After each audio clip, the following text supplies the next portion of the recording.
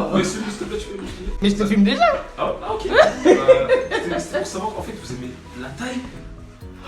Non, dis pas des trucs comme ça. Bah, franchement, c'est les trucs basiques de la vie. Vous voyez, quand vous faites des bails avec vous-même,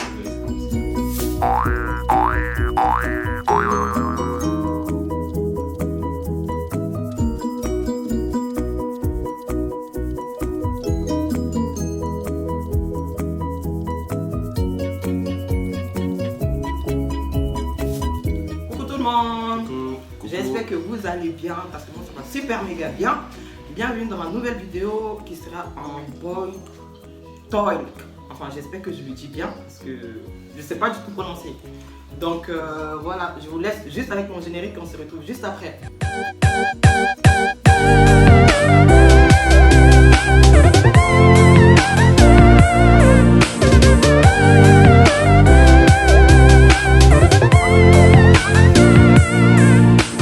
D'abord je vais les laisser se présenter, après on attaque la vidéo. Moi, c'est Silla Mohamed. Moi c'est Adeomi Prince Maël. Vous n'avez pas de blaze Si. C'est quoi ton Mais on blaze? n'est pas obligé de le dire, moi, c'est Desco. Moi c'est légendaire. Donc voilà. Alors, est-ce que vous êtes prêts d'abord? Bah, oui, Ouais, je suis ok. prêt, hein. Comme tu dis, pourquoi?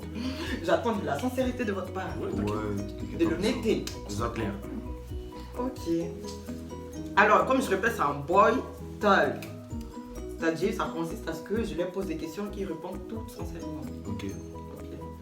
Alors, première question. Pouviez-vous vous mettre avec quelqu'un qui a une mauvaise réputation? Non.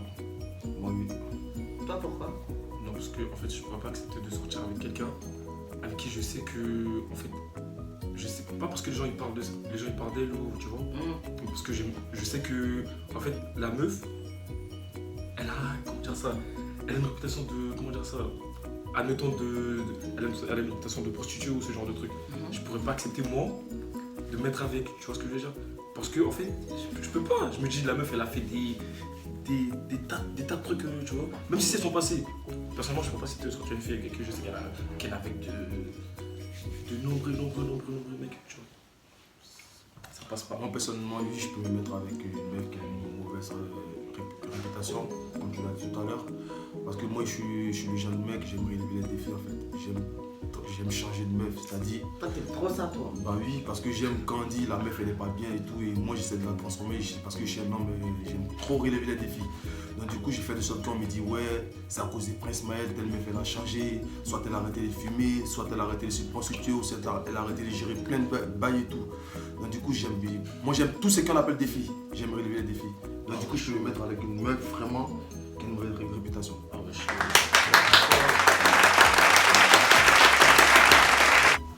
Chic réponse. Chic réponse. On avance. Pourriez-vous sortir avec une fille qui est plus âgée que vous? oui. Moi également oui. Pourquoi? Oui, parce que plus âgé que moi, dans le sens où tu vois le sens de la maturité. Après, tu peux être âgé et pas être mature. Mais la plupart du temps, les filles plus âgées, elles sont plus matures que, on va dire, nous plus jeunes. Elles peuvent nous montrer le droit chemin, nous aider à plusieurs choses qu'on ne peut pas faire tout seul. Et nous, également, on peut leur apporter quelque chose qu'elles ont pas.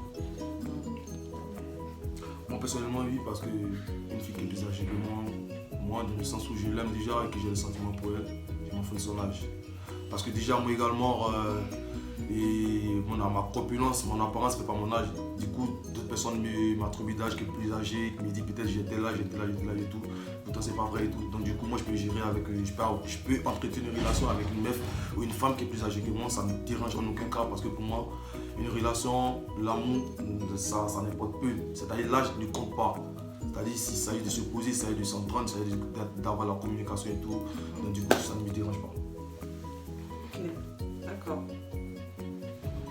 Maintenant, la question qui revient le plus, genre, pourquoi vous aimez les femmes formées? Pourquoi? En fait, c'est pas qu'on aime les femmes fortes. Déjà, est-ce que vous aimez les femmes formées? Moi, personnellement, ça m'est égal. À partir du moment où la meuf, moi, c'est au feeling, tu vois. Qu'elle soit queue, grosse ou truc. À partir du moment où elle me plaît, tu vois, j'y vais. Je pense pas que telle personne va dire ouais, ta meuf elle est mince, ou ta meuf elle a pas de fesses, ou ta meuf elle est grosse, ou je sais pas quoi. Je m'en bats les couilles, je fais pas pour les gens, tu vois ce que je veux dire.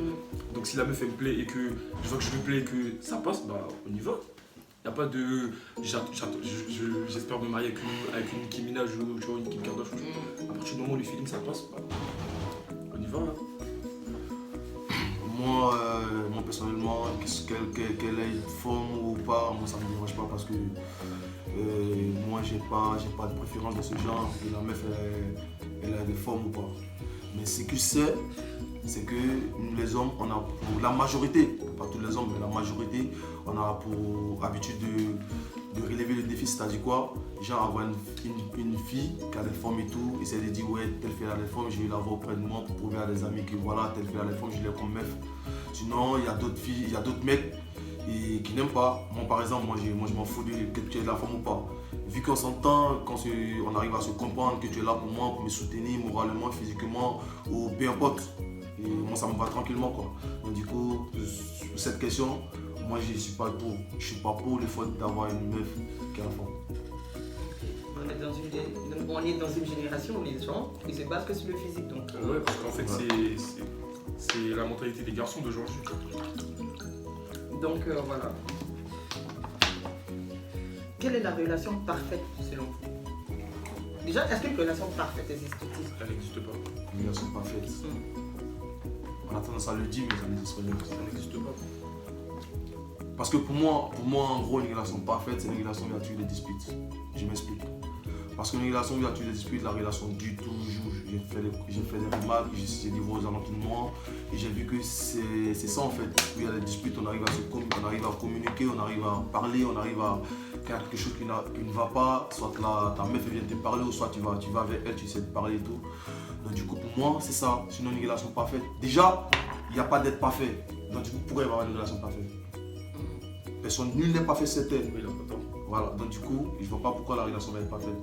Donc du coup, en gros, on essaie juste de dire ça pour se voiler la face en fait. Ouais, parce qu'en fait, une relation trop parfaite, c'est ennuyant. C'est ennuyant parce qu'en fait, la meuf, la personne, vous n'existe pas. Une relation parfaite, c'est quoi? Vous vous embrouillez, elle va dire ouais, pourquoi t'as regardé telle meuf? Pourquoi j'ai appris que t'as parlé à telle meuf? Tu vois, ce genre de truc. C'est ce genre de petit pic là qui fait que, en fait, tu sens que c'est vraiment un truc sérieux. Mais une fille, elle va te voir dehors, elle s'en bat les couilles. Tu vas genre jouer en soirée, elle va dire vas-y, c'est bien, cool, va avec tes potes. Ou elle va te proposer d'être, tu vois, quoi. Mais une relation où tout va bien. Je pense que quand tu tout va bien, c'est quoi? T'as l'argent, t'as la belle vie, truc. Il y en a plusieurs qui sont milliardaires, qui sont pas heureux. Exactement. Ils en demandent plus, ils font quoi? Ils vont prendre des escorts, ce genre de trucs, mais ils sont pas satisfaits, tu vois ce que je veux dire? Ça n'existe pas. D'accord. Quand tu es en couple, qu'est-ce que tu attends de ta compagne? J'attends qu'elle me soutienne, comment dire ça? Pas financièrement, moralement, physiquement, tu vois? Comment dire ça? Je sais pas comment on dit ce mot-là. Pas qu'on soit synchro, mais en mode que ce soit réciproque en fait, tout ce que je fais envers elle, bah, qu'elle me fasse en retour. C'est pas que j'attends que je lui donne de l'argent, elle me donne de l'argent, ou tu vois ce que je veux dire. En mode que on soit pas, comment dire ça, je fais les trucs à 60%, tu fais à 35%, ou tu fais à 70%, je fais à 25%, tu vois, après ça fait que la relation elle est pas stable. Il me faut quelqu'un en fait avec qui on se comprend, elle sait ce qu'elle veut, c'est pas elle vient au début, ouais je l'aime bien, et quand on est ensemble, ça commence à bégayer, je sais pas pourquoi je suis dans cette relation, tu vois. Moi je cherche quelqu'un, tu vois, une fille qui sait ce qu'elle veut, où elle va, et ce qu'elle prévoit d'être plus tard, tu vois. Pas une télé qui sait pas ce qu'elle veut, qui croit qu'un couple... Et canalise tes mots, qui pas traiter quelqu'un qui croit qu'être en couple c'est envoyer au gars, je t'aime mon amour, je t'aime, ou lui envoyer des bébés, tout ça, ça sert à rien, tu vois. C'est des trucs banals que tout le monde fait. Mais moi je cherche en fait, on va dire, je cherche une femme, tu vois.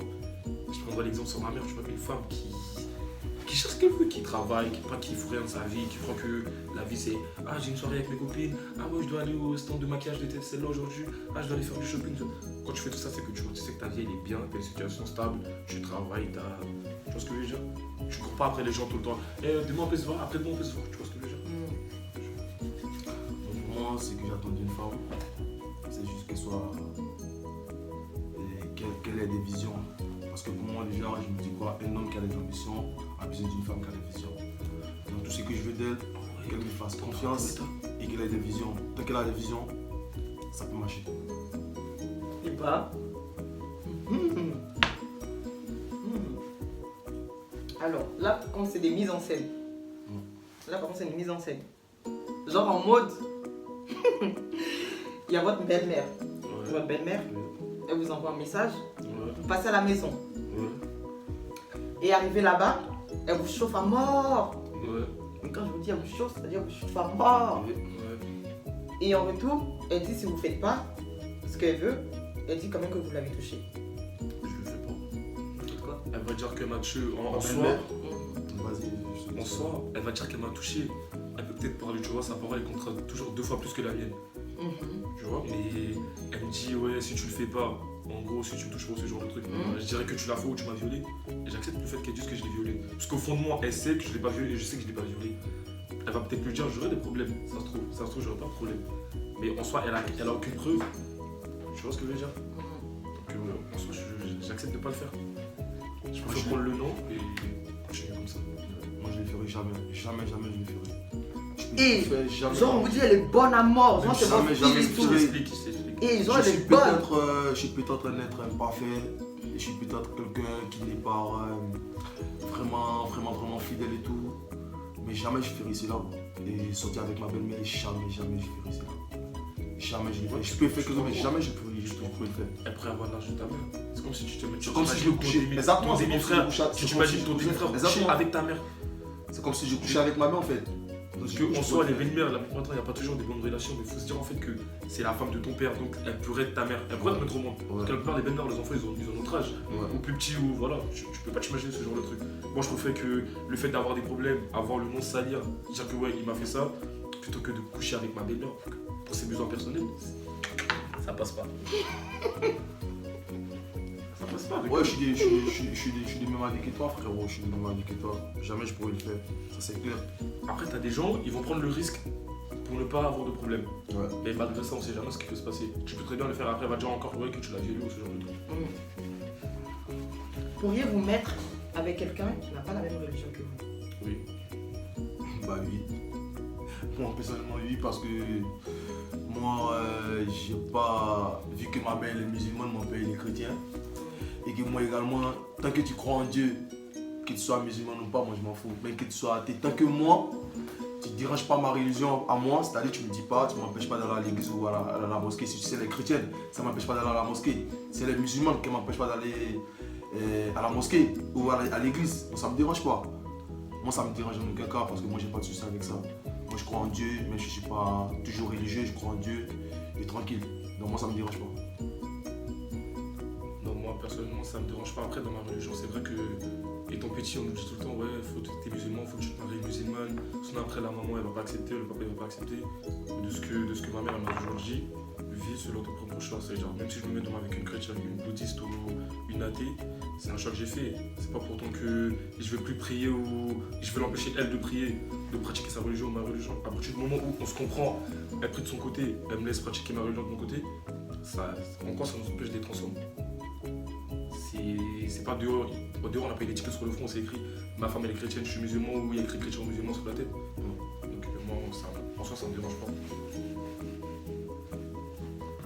Ok.